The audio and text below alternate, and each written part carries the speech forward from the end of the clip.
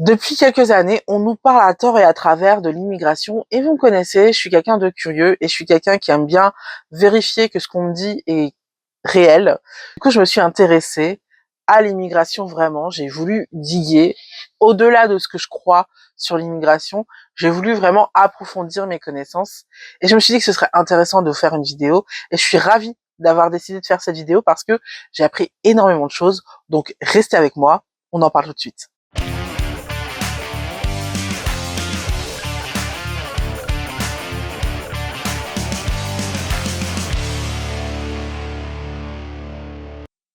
Hello mes licornes, je suis absolument ravie de vous retrouver pour cette nouvelle vidéo. Je vais pas vous mentir, cette vidéo, j'avais un peu peur de la traiter, tout simplement parce que c'est un sujet assez touchy, c'est un sujet qui révèle énormément de passion, et du coup j'avais peur d'être la victime de certaines personnes qui n'aimeraient pas ce que je dis dans cette vidéo. Mais je me suis dit qu'en fait, céder à cette peur, ce serait laisser le mensonge gagner. C'est un peu l'arme favorite de Trump, c'est qu'il envoie ses troupes s'en prendre à ceux qui disent la vérité et du coup les gens n'osent plus dire la vérité. Et là en ce moment en France, la situation politique est très préoccupante et je pense que c'est le moment ou jamais de se parler tranquille, en étant le plus bienveillant possible les uns avec les autres pour échanger un maximum sur ce qu'on pense et surtout sur ce qu'on sait, sur les vrais chiffres, les vraies données. Moi, pour moi, c'était hyper important de faire ça et franchement, autant j'avais peur de faire cette vidéo, autant j'ai adoré la préparer parce que c'était passionnant et j'ai découvert plein de choses que j'ai envie de partager avec vous. Je pense que c'est le moment ou jamais de faire cette vidéo, tout simplement parce que on est à une époque en France où on n'a plus trop l'impression d'être en démocratie. C'est-à-dire qu'on a une élite à la tête de l'État qui a décidé de ne plus écouter le peuple. C'est-à-dire qu'on nous demande de voter. Et malgré le fait que le parti en place a été lourdement sanctionné par les Français, eh bien, on continue la même politique. On a également ces responsables politiques qui mentent, qui donnent des fake news. Je pense par exemple à Bruno Retailleau, quand il parle de l'ultra-gauche qui saccage la France dès qu'il y a un mouvement social, alors qu'en fait, finalement, il y a énormément d'arrestations et il n'y a aucun déféré. En tout cas, je sais pas pour le 2 octobre, mais pour le 10 et le 18 ou 17, je sais plus, le 18 septembre, il n'y a eu aucun déféré pour ces deux manifestations-là. J'ai pas encore regardé les chiffres pour le 2 octobre. Bref, on a des responsables politiques qui mentent. On a des responsables politiques qui sont présents dans le gouvernement alors que leur parti a été laminé pendant les législatives. Et on a un gouvernement qui a également été sanctionné lors des législatives, qui a perdu plus de 100 sièges, il me semble, à l'Assemblée nationale, et qui continue d'appliquer sa politique. Alors que bon, d'accord, aux dernières législatives, on n'a pas eu une majorité, mais on a une majorité relative. Et quoi qu'il en soit, le message des Français était clair et disait, en fait, non, Macron, c'est terminé, on veut plus de toi. Ta politique, tu te la carres où je pense. Et ce message, qui est hyper clair pour tout le monde, n'est pas entendu. Donc clairement, moi j'estime qu'on est déjà plus dans une démocratie et je pense que ça risque de s'aggraver, notamment à cause de cette question de l'immigration. Donc j'avais à cœur de faire une vidéo où on se pose et on se pose les bonnes questions et on cherche vraiment des réponses à nos questions au lieu de partir sur des a priori, au lieu de partir sur des j'ai le sentiment que, d'accord, mais qu'on voit les choses de manière calme et apaisée et qu'on prenne du recul. Donc c'est vraiment le but de cette vidéo, je le fais dans la plus grande bienveillance et je vous demanderai d'être tout aussi bienveillant vers moi. C'est pas facile de traiter ce genre de sujets qui sont extrêmement touchy, extrêmement passionnels, vous voyez, extrêmement inflammables, mais pourtant je pense que c'est important d'en parler. Donc j'ai pris la décision de le faire quand même et je vous demanderai d'être bienveillant envers moi et envers mon travail. C'est la raison pour laquelle j'ai décidé de répondre qu'aux commentaires qui me montrent qu'ils ont vu la vidéo jusqu'au bout. Cette vidéo a demandé 2 à 3 semaines de travail. Et en plus, il n'y a pas que moi qui ai travaillé dessus. J'ai demandé à un spécialiste de nous répondre. Donc voilà, cette vidéo représente pas mal de travail.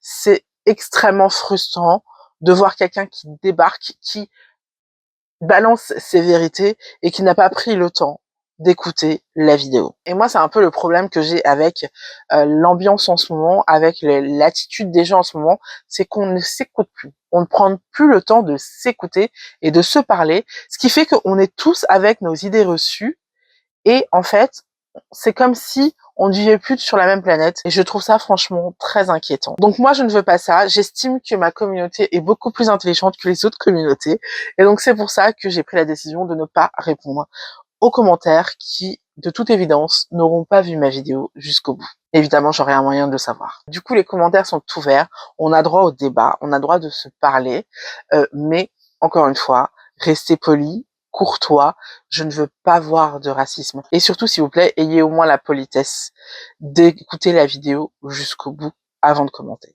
Parce que sinon, c'est un dialogue de sourds. Dans cette vidéo, dans un premier temps, on va parler d'immigration en France et je vais vous donner les chiffres exacts et je vais vous donner les proportions exactes. Ensuite, dans un deuxième temps, on va parler des arguments de la lutte contre l'immigration. Pourquoi, selon certaines personnes, c'est important de lutter contre l'immigration. Là, c'est le moment où je vais débunker pas mal de choses que vous croyez. Ensuite, on va parler de la lutte contre l'immigration en elle-même. Et enfin, on va parler de la manipulation politique qu'il y a autour de l'immigration. Donc, commençons avec l'immigration en bref. Dans un premier temps, on est d'accord que pour vous parler d'immigration, je suis obligée de vous donner des chiffres, des statistiques et tout. Tout simplement parce que l'immigration engendre des questions sociales, des questions économiques. Et c'est là que j'ai eu la plus grosse difficulté, tout simplement parce que les chiffres qu'on nous donne dans la presse, ce sont les chiffres de l'OID, l'Observatoire de l'immigration et de la démographie. Et cet observatoire est ultra bien référencé sur Internet et en plus, les chiffres sont repris par la presse mainstream, la presse des grands groupes de presse, c'est-à-dire les groupes Bolloré, c'est-à-dire les groupes Lagardère, tout ça, c'est des groupes d'ultra riches, sauf que quand tu creuses un peu, et oui, j'ai fait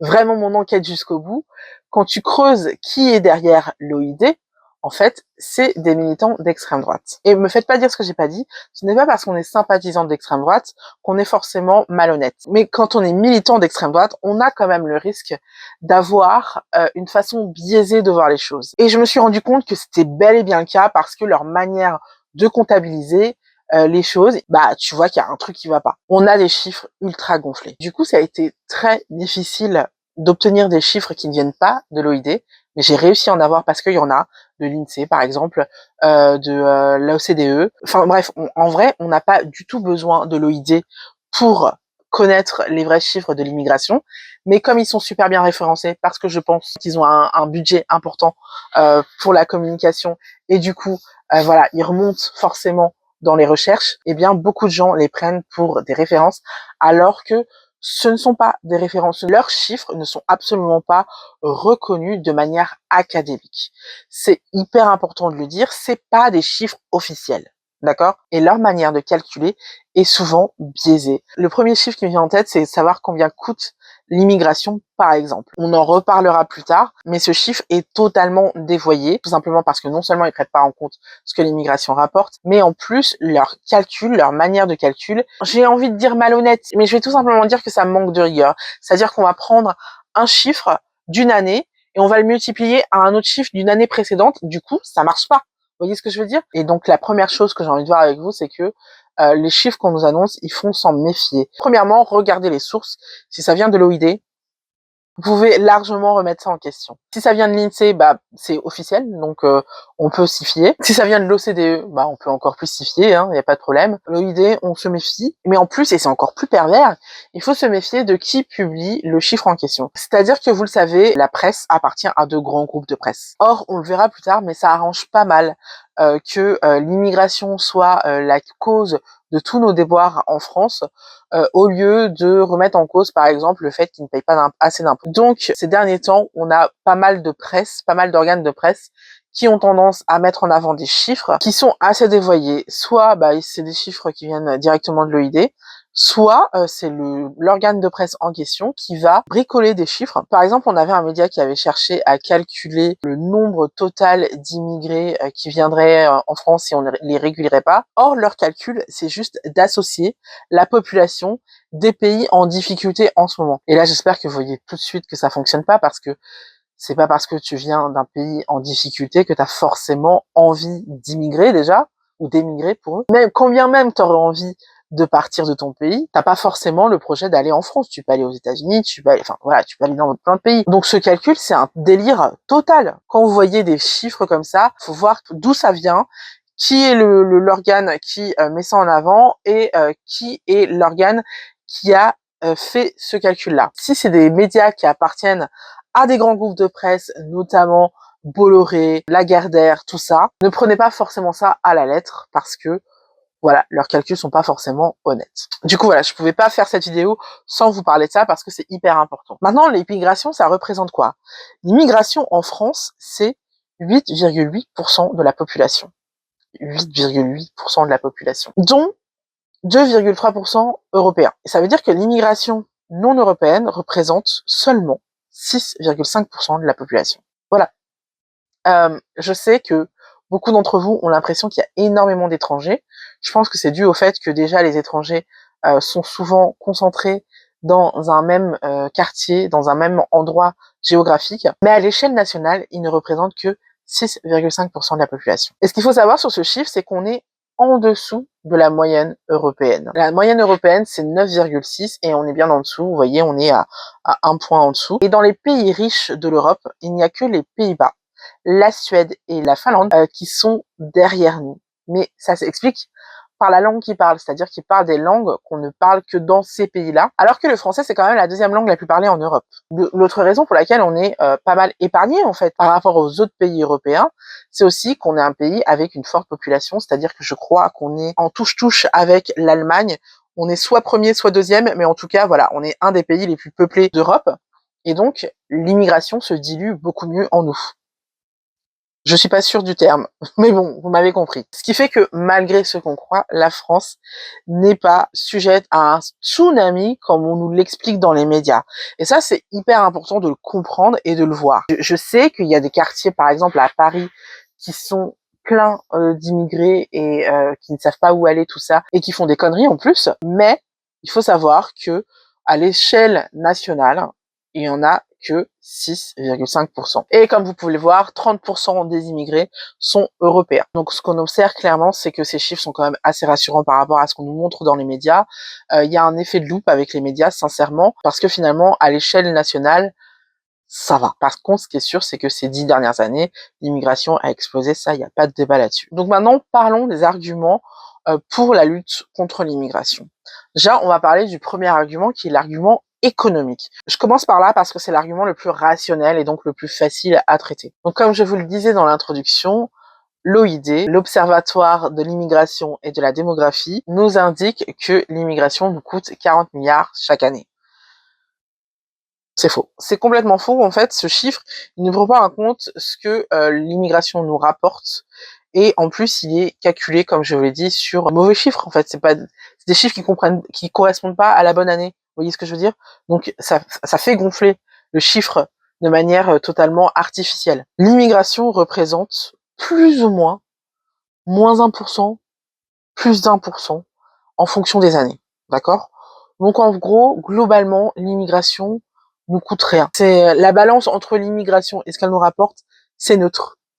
Ce qui fait que si tu retires l'immigration, en fait, tu retires la valeur ajoutée que rapporte l'immigration, et du coup, en fait, c'est retour à la case départ. On va faire comme si l'OID disait la vérité, même si je sais que c'est pas le cas. Donc, si l'immigration nous coûtait 40 milliards, et que l'immigration nous rapportait 40 milliards, en fait, tu retires l'immigration,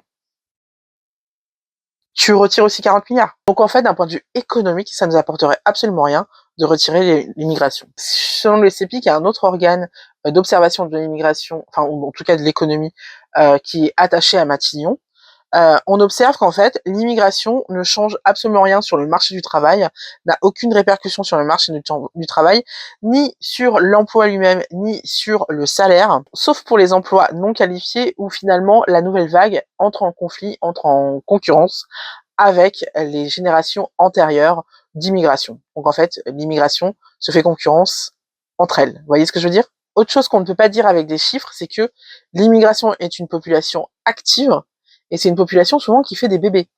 Or, en France, on a besoin de bébés. Ne serait-ce que pour financer la retraite. Il y a également cette idée reçue que l'immigration fonctionne les aides sociales. En fait, les étrangers qui touchent les aides sociales ne représentent que 13%. Clairement, l'immigration, c'est une population active qui est venue pour bosser, quoi. Et les 13% qui touchent les aides, en général, c'est temporaire, c'est le temps de se lancer. Peut-être que vous connaissez des gens qui sont venus en France pour toucher les aides de l'État et tout.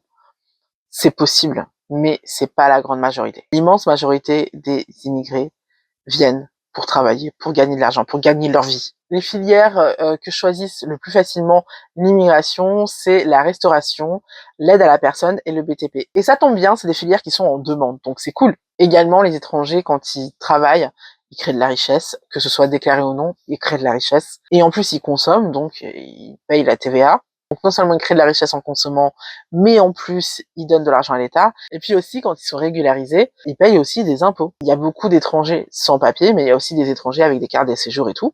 Ils doivent payer leurs impôts. On parle aussi énormément de l'AME en ce moment. C'est un truc qui me fait péter un câble parce que en fait l'AME, ça nous coûte qu'1 milliard d'euros par an. Alors oui, ça reste beaucoup d'argent, 1 milliard d'euros, mais le budget total de l'État, c'est 816,36 milliards d'euros.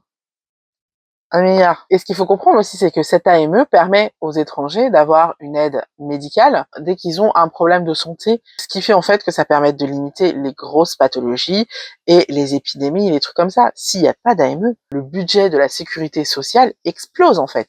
Imaginez, c'est-à-dire que quelqu'un par exemple qui va avoir une grippe, il va consulter tout de suite, il va se soigner, donc il va contaminer moins de personnes au passage. Retirer l'AME, le monde médical est 100% contre, parce que ça permet d'avoir des pathologies assez gérables et moins d'épidémies. Franchement, si on enlève l'AME, vous vous souvenez le Covid? Quand on calcule ce que rapporte l'immigration à la France, on ne calcule pas les effets secondaires. C'est-à-dire, comme je vous l'ai dit, le fait que ce soit une population active, souvent jeune, qui fait des bébés, donc qui est dynamique, qui apporte vraiment un élan, une énergie en fait à notre pays. Parfois, il y a aussi des apports culturels. Je sais pas pour vous, mais moi, j'ai une passion pour les restaurants libanais. Je suis très contente qu'il y ait de l'immigration par rapport à ça. Et puis, Bruno Retailleau lui-même dit qu'il aime le couscous. Donc, l'apport de l'immigration est super important et non négligeable. Alors que si tu retires l'immigration, bah, ça changera à l'économie, quoi. Donc, beaucoup de souffrance pour un gain, franchement, pas fou, quoi. Passons à l'argument sécuritaire. L'argument sécuritaire qui est hyper important de nos jours. Très clairement, je pense sincèrement que l'insécurité n'a rien à faire dans cette question d'immigration. Je la traite vraiment parce que c'est une idée reçue que beaucoup de gens ont, mais sincèrement, je trouve que ça n'a rien à voir et je vais vous expliquer pourquoi. Les origines ethniques de quelqu'un n'ont rien à voir avec le fait qu'il va être attiré par l'insécurité ou pas. C'est la pauvreté. L'insécurité se concentre dans les quartiers pauvres et la motivation principale des malfrats, c'est l'argent. C'est pas une question de couleur de peau, c'est pas une question d'idéologie, c'est une question d'argent purement et simplement. Du coup, à partir de ce moment-là, pour moi, la question de l'insécurité n'a rien à voir dans cette question d'immigration. Le fait qu'en fait, on amalgame l'insécurité à l'immigration, c'est tout simplement parce que les immigrés, ils vivent dans des quartiers qui sont défavorisés. Voilà. Et donc, comme je l'ai dit, la pauvreté se concentre dans les quartiers défavorisés. Donc le fait que les personnes issues d'immigration soient surreprésentées chez les délinquants, c'est une conséquence, c'est pas une cause, d'accord? En fait, il y a un truc qu'il faut comprendre, c'est que la lutte contre l'immigration coûte 2 milliards d'euros à la France, d'accord? C'est ce que nous coûte la lutte contre l'immigration. Ça inclut les jets privés pour les ramener au pays, parce qu'il y en a plein qui sont ramenés au pays en jet privé, alors que juste après ils reviennent en France. Ça inclut les salaires des policiers qui les attrapent, qui les mettent en prison. Ça inclut aussi les salaires des magistrats qui vont faire les démarches administratives pour les attraper, pour les réguler, tout ça. Bref, ça nous coûte 2 milliards d'euros. La lutte anti-drogue, c'est 1,8 milliard d'euros. Donc la lutte contre l'immigration nous coûte plus que la lutte contre la drogue. Alors que franchement, c'est bien un budget où moi je suis d'accord qu'on augmente drastiquement le budget, c'est bien la lutte contre la drogue. Ouais, la lutte anti-drogue fait des ravages chez nous, il y a plein de morts en ce moment. Ça c'est une urgence pour moi, vous voyez. Le budget anti-violence sexuelle, c'est 185 millions. C'est 11 fois moins que la lutte contre l'immigration. Alors que là aussi, il y a une urgence. Pareil, la protection pour l'enfance, c'est 217 millions. D'accord? 2 milliards, 217 millions. Ça, ce sont des urgences pour moi en France. Au lieu de faire la course aux étrangers qui, de toute manière, reviendront chez nous, on utilisait ces milliards-là. On mettait 1 milliard à la lutte anti-drogue, 500 millions pour les violences sexuelles et 500 millions pour la protection de l'enfance. Déjà, je pense que le pays irait bien mieux. Pour moi, le vrai problème de sécurité de la France, c'est pas l'immigration. Pour moi, le vrai problème, c'est que la justice manque de moyens. C'est-à-dire que tu peux mettre tous les policiers que tu veux dans les rues, si, quand ils attrapent quelqu'un, le lendemain, ils se retrouvent dehors, ça ne sert strictement à rien. On a besoin de moyens pour des magistrats, pour les juger. On a besoin de moyens pour des prisons, pour pouvoir au moins protéger la population de ces personnes-là. On a besoin également de moyens pour la prévention, c'est-à-dire des gens qui interviennent dans les écoles, dans les collèges, tout ça, pour expliquer les conséquences. Bref, on a besoin de plus de moyens. Alors que l'immigration, comme je vous l'ai dit, non seulement c'est totalement inefficace, on y reviendra plus tard, mais en plus, les gens reviennent. Du coup, on jette notre argent par la fenêtre. Pour moi, l'intérêt de la prison, ce n'est pas forcément de punir les gens. Pour moi, l'intérêt de la prison, c'est avant tout de protéger la population. Et quand il s'agit, par exemple, de violences conjugales, mettre un mari qui a frappé sa femme en prison, c'est la protéger. Ou peut-être pas en prison, peut-être dans une maison encadrée, où il doit absolument se présenter à partir d'une certaine heure et dans laquelle il doit dormir, vous voyez, pour faire en sorte que la femme puisse rester chez elle et soit un minimum en sécurité, vous voyez ce que je veux dire? Ça, c'est quelque chose qui existe en Espagne, par exemple. Tout comme il existe des foyers pour les femmes, si il n'y a pas moyen de rester à la maison. Il y a des refuges, en fait, comme ça. En France, il y en a, mais pas beaucoup. Ce qui fait qu'en fait, beaucoup de femmes subissent les coups juste parce qu'elles ont nulle part où aller, en fait. Et ça, c'est un vrai problème parce qu'on voit tous les jours, il y en a qui en meurent. Mais pour faire ça, il faut des moyens. C'est comme, je sais pas ceux qui suivent l'affaire Jubilaire en ce moment. Moi, je suis passionnée par ce dossier. En fait, on voit dans l'affaire Jubilaire que le petit Louis, le fils de Cédric et de Delphine Jubilard, était maltraité. Et on s'émeut tous de se rendre compte que, alors que tout le monde savait qu'il était maltraité, ce petit, il n'a pas été retiré de la garde de ses parents, ou en tout cas de son père. Oui, mais pour retirer des enfants de la garde de leurs parents et pour les mettre en sécurité, il faut des moyens.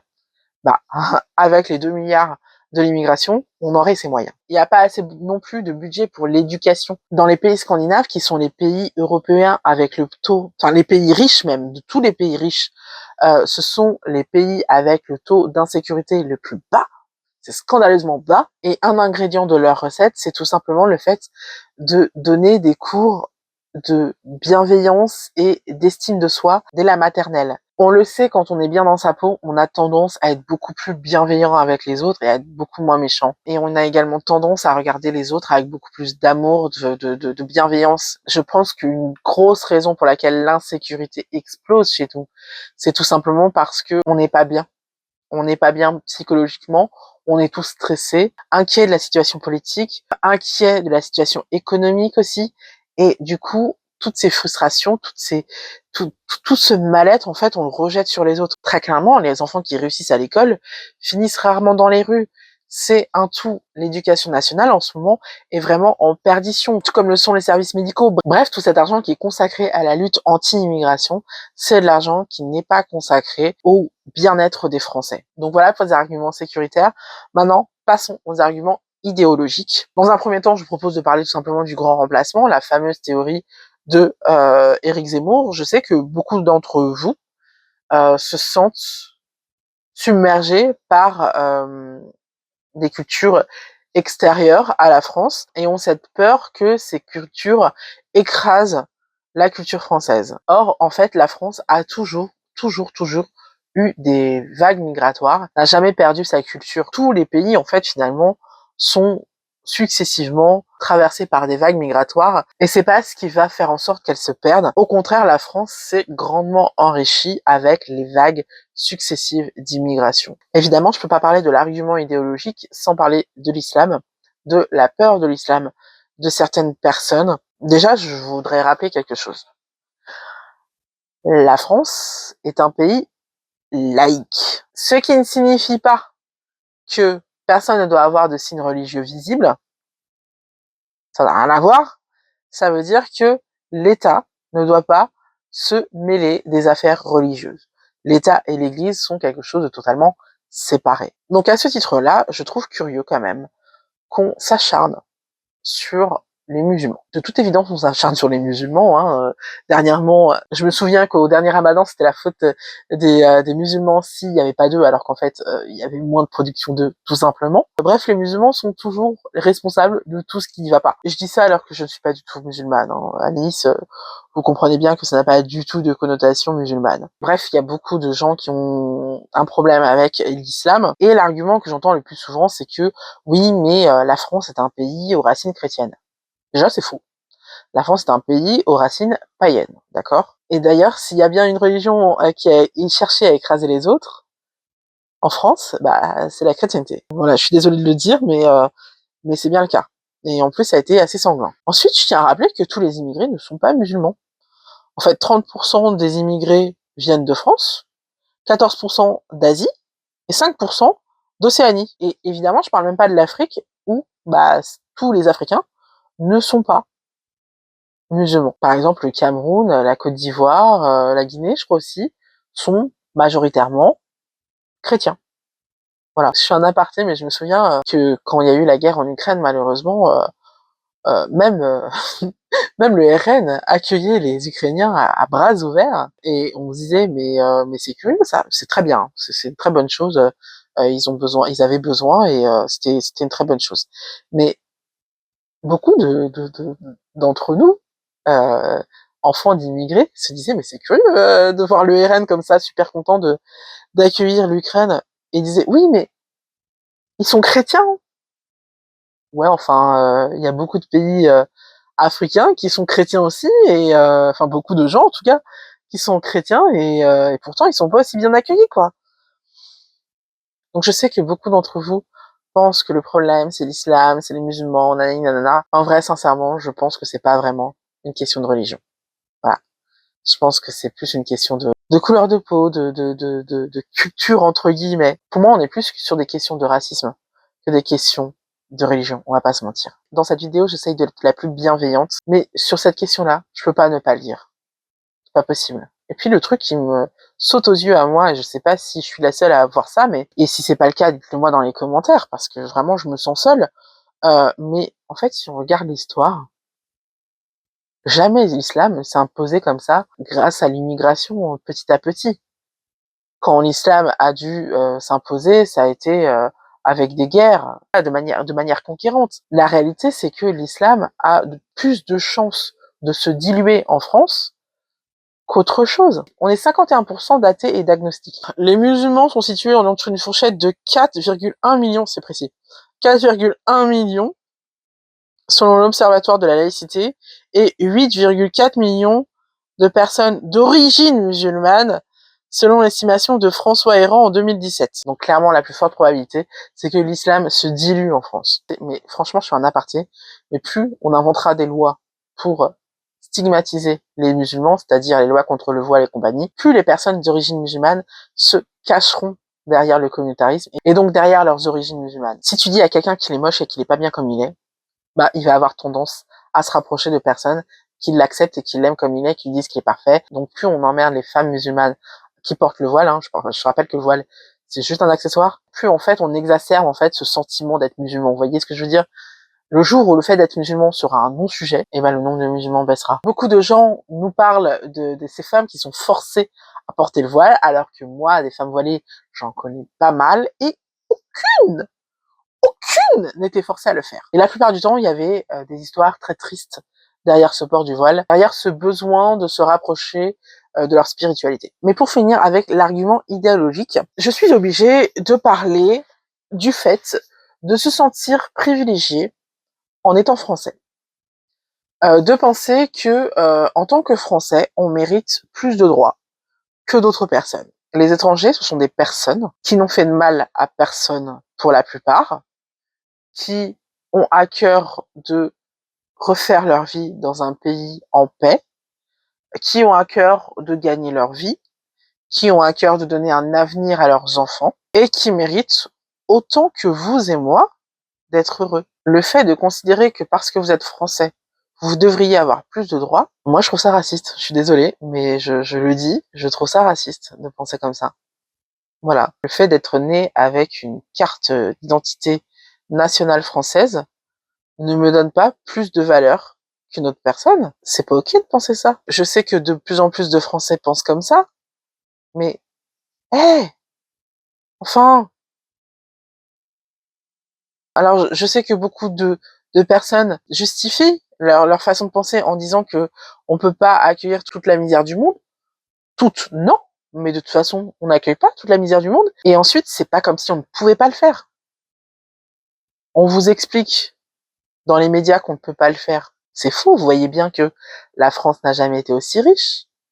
Oui, les caisses de l'État sont vides, mais la France n'a jamais été aussi riche. Si les caisses de l'État sont vides, c'est pas parce que la France a pas d'argent. C'est parce que les gens qui sont à la tête de l'État n'obligent pas les personnes qui ont de l'argent à payer l'argent qu'ils doivent. On en reparlera plus tard. Je m'énerverai plus tard. Bref, même idéologiquement, la lutte contre l'immigration, franchement, c'est pas une bonne idée. On vaut mieux que ça. Maintenant qu'on a parlé des arguments contre l'immigration, laissez-moi parler de la lutte anti-immigration en elle-même. Je me demande si je vois comme tout le monde, parce que s'il y a bien un truc qui me saute aux yeux, c'est le fait que la lutte anti-immigration est totalement vaine. C'est un combat perdu d'avance, les amis. Aucun pays riche n'arrive à lutter contre l'immigration. Même pas les États-Unis. Même si on a l'ICE des militaires qui vont chercher les gens à l'école, au travail, dans les rues, tout ça. Enfin, franchement, moi, ça me fait flipper ces images-là. Je sais pas pour vous. Je me demande vraiment si vous avez envie de ça dans votre pays. Mais moi, ça me fait grave flipper. Même aux États-Unis, il y a encore de l'immigration. Aujourd'hui encore, il y a des gens qui traversent les frontières. La lutte contre l'immigration est totalement vaine. On ne peut pas lutter contre l'immigration. Lutter contre l'immigration, pour moi, c'est comme chercher à vider une baignoire sans fermer avant le robinet. Tu vois, avec tes petites mains, tu cherches à vider la baignoire et tu fermes pas le robinet. Et comment te dire? C'est pas très utile. Regardons ces pays où l'extrême droite est arrivée au pouvoir pour lutter contre l'immigration. L'Italie. L'Italie a un bilan hyper mitigé concernant l'immigration. Et en plus, en ce moment, ils demandent aux immigrés de venir chez eux parce qu'ils en ont besoin. Regardons les États-Unis. Encore une fois, les immigrés continuent de débarquer aux États-Unis malgré l'ICE, la brigade anti-immigrants. Regardons les Pays-Bas qui sont tombés entre les mains de l'extrême droite il y a un an, je crois maintenant, un ou deux. Bah, pareil, toujours de l'immigration. D'ailleurs, dernièrement, il y a eu une marche anti-immigration aux Pays-Bas. Pareil pour la Grande-Bretagne. La Grande-Bretagne qui est une île. On parle d'une île. Donc, c'est-à-dire que pour nous, c'est compliqué de lutter contre l'immigration parce qu'il y a plein de frontières qu'on peut pas surveiller 24 heures sur 24, centimètre par centimètre. Eux, c'est une île, d'accord? Ils ont quand même de l'immigration. Lutter contre l'immigration, c'est pas possible. Ce n'est pas possible. Moi, en fait, vouloir lutter contre l'immigration, c'est comme vouloir lutter contre la mondialisation, vouloir lutter contre les avions, vouloir lutter contre les évolutions industrielles, sociales. C'est là et on doit faire avec. Plus vite on apprendra à gérer notre immigration et à faire en sorte que notre immigration soit une chance plutôt qu'un handicap, mieux on s'en sortira.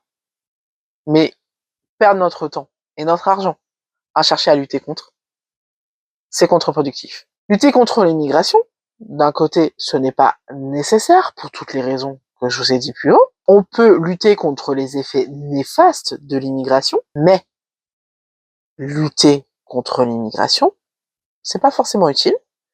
Mais en plus, c'est pas possible. La Grande-Bretagne, qui est une île, n'y arrive pas. Les États-Unis, qui mettent les moyens, pourtant, n'y arrivent pas. Ce n'est pas possible. Même en érigeant des murs, même en mettant l'armée dans les rues, on ne peut pas lutter contre l'immigration. Vous vous rendez compte, on ne peut pas lutter contre des milliers de gens qui n'ont plus de maison, n'ont plus d'argent, ont tout perdu et n'ont qu'un seul espoir, c'est de tout recommencer dans un autre pays en paix. On peut pas lutter contre ça, les gars. On pourra faire tout ce qu'on veut, c'est pas possible. Je suis désolée, c'est pas possible. Cet argent-là qu'on utilise pour lutter contre l'immigration, c'est de l'argent qu'on n'utilise pas pour le confort des Français ou pour le bien-être des Français, peu importe. Tout ce qu'on fait avec cette lutte anti-immigration, c'est humilier des gens, les traiter comme s'ils étaient pas assez bien pour nous. C'est tout ce qu'on fait en réalité, parce que dès qu'ils ont l'occasion de revenir, ils reviennent parce que ils n'ont pas d'autre choix. Ils n'ont pas d'autre choix. Vous croyez vraiment qu'ils le font pour toucher les allocs comme certaines personnes disent? Non! Ils le font parce qu'ils ont tout perdu et qu'ils veulent tout reconstruire. Et ils veulent gagner leur vie. Ils veulent pas toucher les allocs. Ils veulent gagner leur vie. Je sais pas si vous avez déjà été dans un camp de réfugiés. Mon beau-père, qui est moitié vietnamien, moitié corse, son père, en fait, qui était corse, a rencontré sa mère la guerre du Vietnam, quand l'Indochine a pris son indépendance et ils sont revenus en France. Et donc, ils ont été dans un camp de réfugiés. Il m'a raconté son quotidien.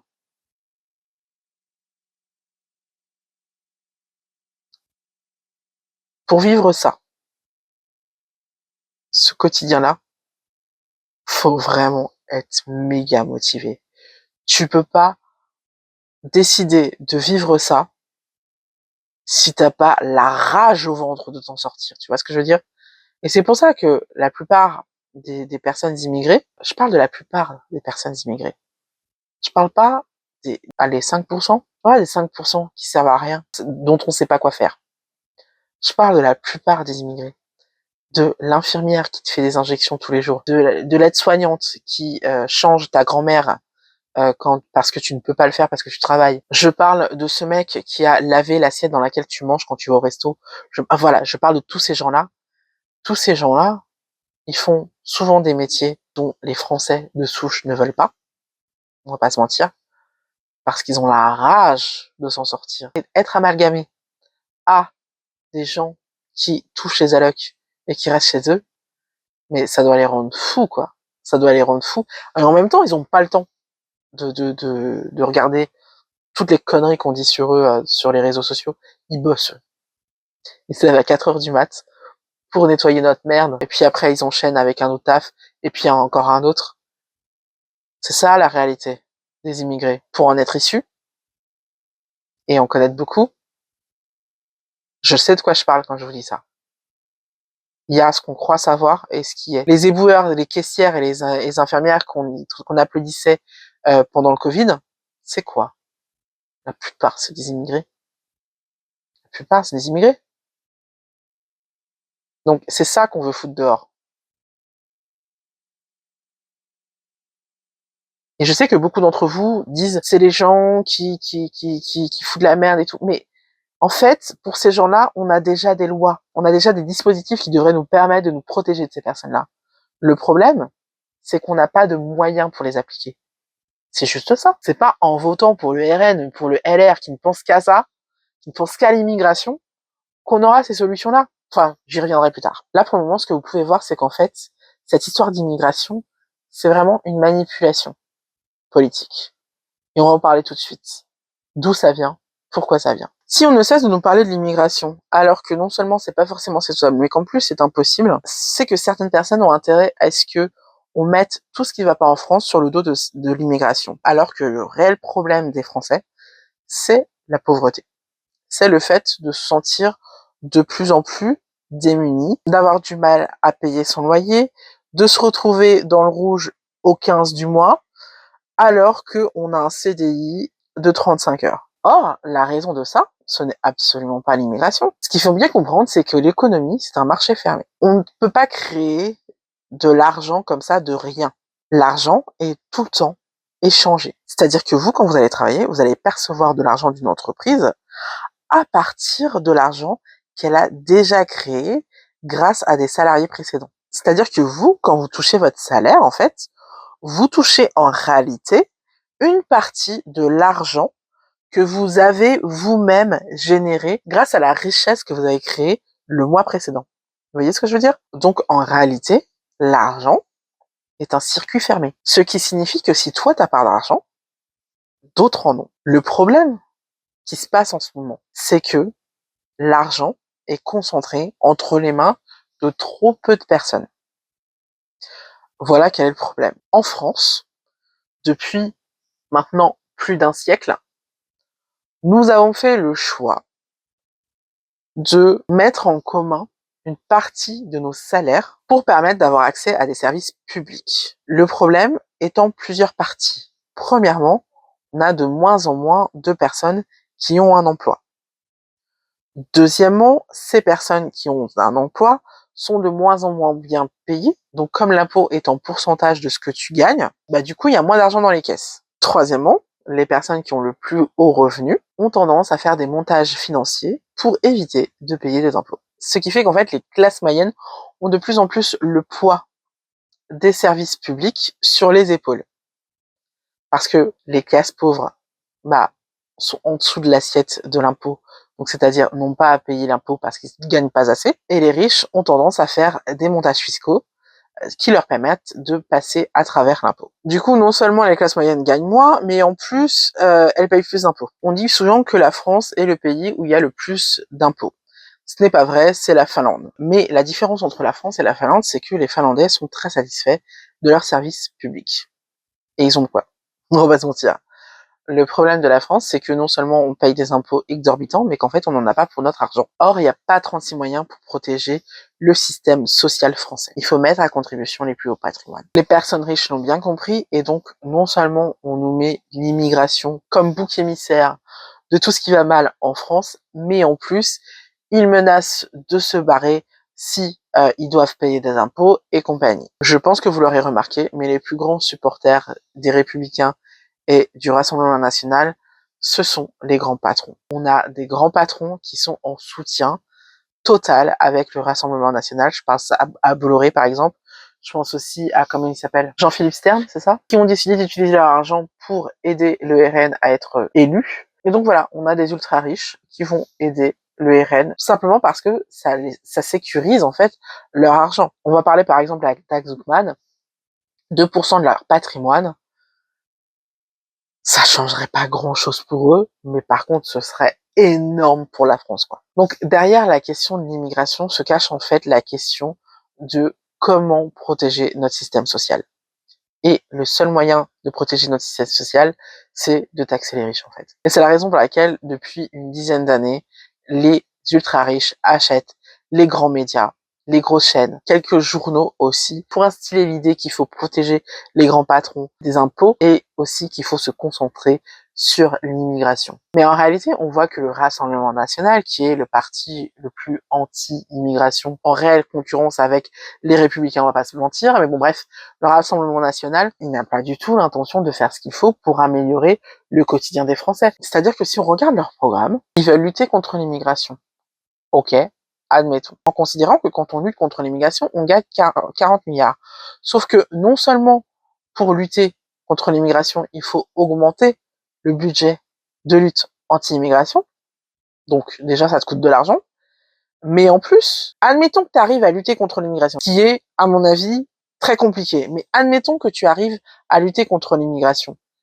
Mais du coup, tu t'assois sur ce que t'apporte l'immigration.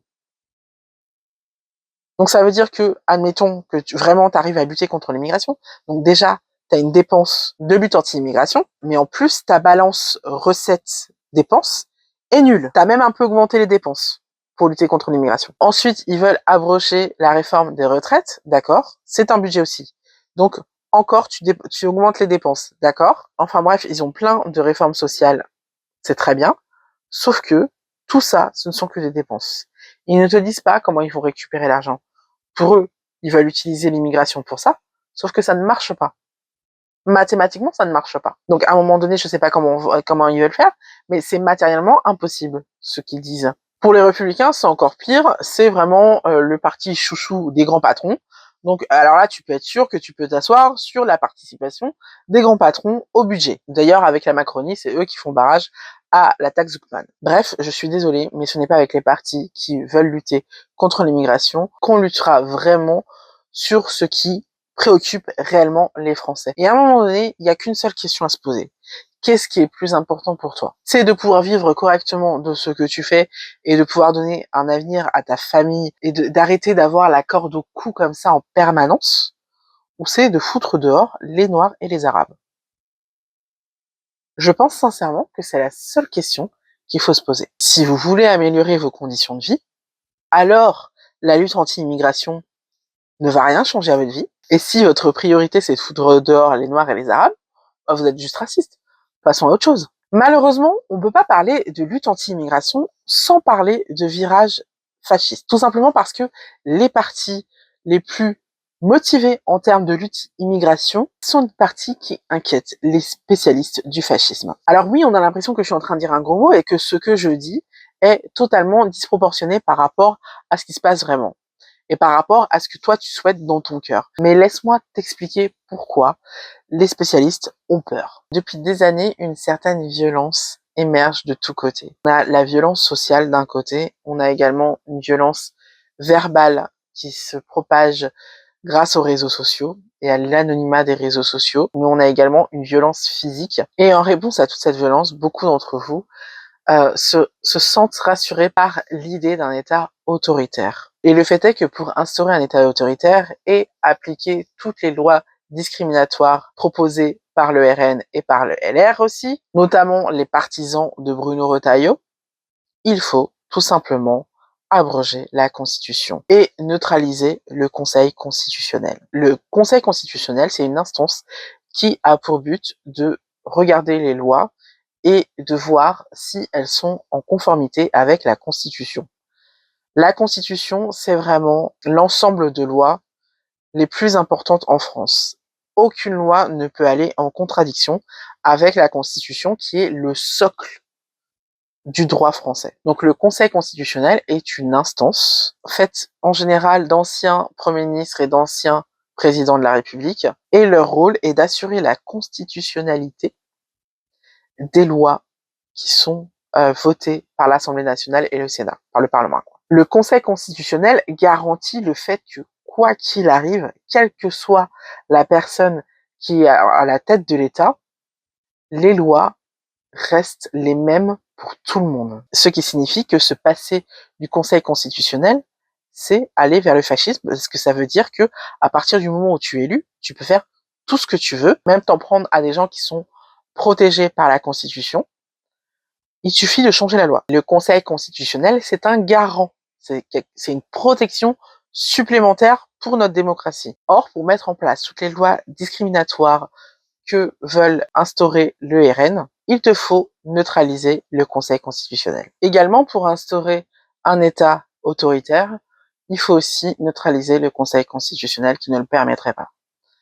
Vous avez également Bruno Retailleau qui régulièrement s'en prend au Conseil constitutionnel et considère que ce Conseil ne devrait pas avoir loi au chapitre. Sachez que le fait de vouloir toucher au Conseil constitutionnel, c'est un critère du fascisme. Je ne suis pas spécialiste en la question, du coup, j'ai demandé à un spécialiste de ces questions-là de nous expliquer concrètement ce qu'est le fascisme. Je ne suis pas un expert, contrairement aux spécialistes dont on va se servir pour cette capsule, afin de reconnaître un petit peu qu'est-ce que c'est un fasciste, et du coup qu'est-ce que c'est le fascisme.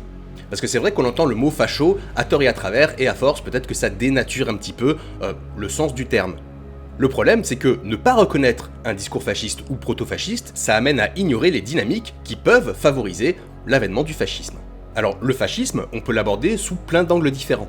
Ce n'est pas seulement une doctrine ou une idéologie, c'est aussi un processus historique qui émerge dans les contextes de crise des démocraties libérales et des sociétés industrielles modernes. Et ce processus, on peut l'analyser sous plein d'angles différents. L'angle historique par exemple, puisque le terme de fascisme est né sous Mussolini. On peut également l'analyser sous l'angle du mode de production capitaliste, puisque le fascisme est une conséquence directe de ce mode de production. Et bien sûr, on peut l'analyser en tant que matrice idéologique. Et du coup ici on va s'intéresser aux travaux du politologue britannique Roger Griffin, qui cherchait une définition transhistorique minimale, ce qu'il appelle le minimum fasciste. Et ce minimum va nous permettre de comprendre très simplement dans quel cadre s'inscrivent les discours fascistes ou proto-fascistes, grâce au concept d'ultranationalisme palingénétique. Alors ne ferme pas tout de suite cette vidéo, je sais que ça paraît un petit peu compliqué, mais en fait c'est très simple.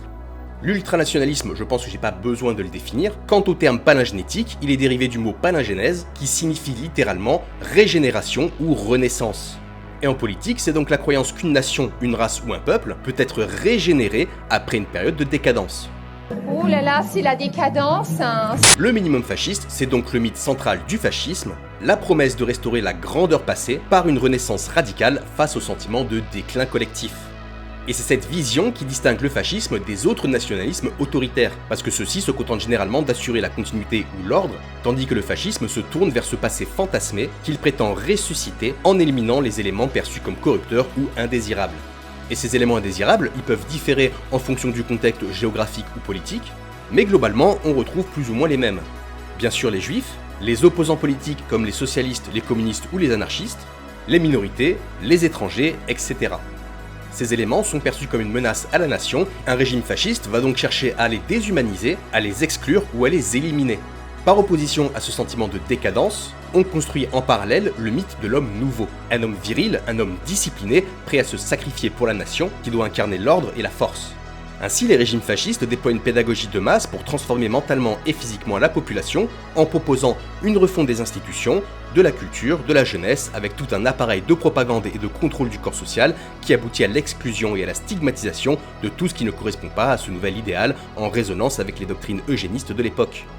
Pour résumer simplement, on peut reconnaître un discours fasciste ou proto-fasciste lorsqu'il mobilise ce schéma narratif d'ultranationalisme palingénétique, c'est-à-dire lorsqu'il s'appuie sur l'idée du déclin de la nation, sur des promesses de renouveau ou de grandeur grâce à l'exclusion ou à l'élimination des éléments perçus comme indésirables à la société, et grâce au mythe de l'homme nouveau, militarisé et purgé de tout ce qui est vu comme une faiblesse. Et on va se quitter sur une définition complémentaire de Robert Paxton. Le fascisme est une forme de comportement politique caractérisée par une obsession pour le déclin communautaire, l'humiliation ou la victimisation, compensée par des cultes de l'unité, de l'énergie et de la pureté, dans lesquels un parti de masse composé de militants nationalistes engagés, agissant de concert avec les élites traditionnelles, abandonne les libertés démocratiques et poursuit sans retenue éthique ni légale des objectifs de nettoyage interne et d'expansion externe. Vous pouvez retrouver Cogito sur Instagram à cette adresse, sinon vous pourrez la retrouver en description. Le problème avec le fascisme, c'est qu'il dit jamais « Coucou, c'est moi le fascisme !» En réalité, c'est toujours quand c'est trop tard qu'on s'en rend compte. Et autant c'est facile de glisser vers le fascisme, autant en revenir, c'est compliqué. En général, ça se fait jamais sans heurts. Souvenez-vous quand Donald Trump a dû rendre le pouvoir à Joe Biden. Heureusement qu'il y avait des contre-pouvoirs qui ont refusé d'aller dans son sens, parce que sinon, on avait une insurrection et c'était la guerre civile aux États-Unis. Maintenant qu'il vient d'être élu, je me fais sincèrement du souci pour les États-Unis parce que en arrivant au pouvoir, il a neutralisé tous les contre-pouvoirs. Donc, selon la Constitution américaine, il n'aura pas le droit de se présenter aux élections présidentielles pour un troisième mandat. Mais non seulement je le vois bien faire en sorte de changer la donne, mais en plus, il a derrière lui un vice-président qui peut aussi confisquer le pouvoir. Donc je me fais du souci. Sincèrement, ce n'est pas sûr que dans 3 ans, on soit débarrassé de Trump, je vous le dis, ou en tout cas du Trumpisme. Je vous préviens. Ça a été pareil pour le Brésil avec Bolsonaro. Bon, la présidente italienne vient d'être élue, donc pour le moment, c'est pas une question. Mais par exemple, en Hongrie, c'est l'extrême droite qui est au pouvoir. Ça fait un petit moment maintenant, hein. Il risque pas de partir. Donc, glisser vers le fascisme, c'est facile. En revenir, c'est beaucoup plus compliqué. Très clairement, on a un président de la République en ce moment qui a kidnappé totalement le pouvoir et qui s'y accroche et qui refuse d'écouter la parole des Français. C'est évident. Et juste pour ça, vivement 2027, qu'on n'ait plus affaire à lui. Néanmoins, je vous le dis, on sait quand l'extrême droite prend le pouvoir, on ne sait pas quand il le rend. D'accord? Et en général, il le rend pas, il faut le récupérer soi-même. Je sais que pour beaucoup, le RN semble la meilleure manière de sanctionner la classe politique. Je le comprends. Moi aussi, je suis vénère. Néanmoins, les seules personnes qu'on sanctionne vraiment, c'est les immigrés. Les ultra-riches continueront de se vautrer dans des draps de soie et ça ne changera pas grand-chose à vos vies. Tout simplement parce que le gouvernement n'aurait pas les moyens de mettre en place leur politique sociale. Et en plus, contrairement à ce qu'on dit, l'extrême droite, on a déjà tenté. Vichy, ça s'est tellement mal passé que ceux qui sont encore en vie pour en parler ne veulent pas en entendre parler. Je sais pas si vous êtes allé en maison de retraite dernièrement, mais s'il y a bien une génération qui refuse d'entendre parler du RN, c'est les personnes très âgées parce que ils ont vécu l'extrême droite et plus jamais de leur vie va vivre ça. Pour conclure, je pense que Oui, nous devons avoir une politique d'immigration, mais pas du tout celle qui se pratique en ce moment. Je pense que dans un premier temps, on doit arrêter de parquer les immigrés dans des sortes de bidonvilles, dans des ghettos qui sont consacrés à eux et où ils sont tous entassés les uns sur les autres et où il ne peut se passer que des choses négatives, où les femmes se font violer. J'en ai pas parlé précédemment, mais les femmes se font violer dans ces camps-là, où la délinquance pullule et où en fait on ne fait que produire le pire de l'humanité. Deuxièmement, nous devons apprendre à diluer l'immigration, c'est-à-dire à répartir l'immigration. La répartir en France, mais la répartir aussi entre nous en Europe. C'est-à-dire qu'on devrait... Le gouvernement de Hollande a essayé ça. Ça n'a pas tenu parce que certains pays ne faisaient pas leur part, mais il faut insister. Mais donc clairement, à 27 pays, on peut totalement accueillir l'immigration et rendre la chose la plus indolore possible. Dans un deuxième temps, ce serait pas mal de comprendre que quand on fait une guerre dans un pays étranger, il ne faut pas partir avant d'avoir totalement stabilisé la situation dans le pays, sinon on a droit à une vague d'immigration. C'est ce qui se passe avec l'Irak, c'est ce qui se passe avec la Libye, c'est ce qui se passe avec l'Afghanistan. Nous sommes partis de ces théâtres-là avant d'avoir stabilisé la situation. Et donc la situation dans ces pays est catastrophique et les gens sont obligés de fuir ces pays pour pouvoir survivre. Et donc on se retrouve avec cette population dans nos rues. Donc avant de déclarer une guerre, les pays riches, les pays occidentaux, doivent s'assurer qu'ils sauront mettre un terme à cette guerre et qu'ils auront de vraies solutions pour stabiliser la situation, sinon ils se retrouveront avec une vague d'immigration. Les pays riches sont aussi responsables de l'immigration qu'ils subissent, entre guillemets.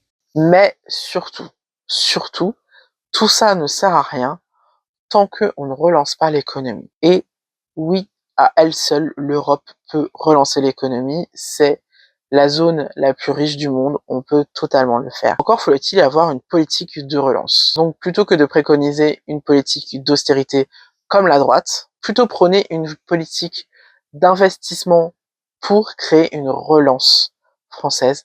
C'est capital, la France est un des pays moteurs de l'Europe. Quand la France est enrhumée, l'Europe tousse, d'accord ?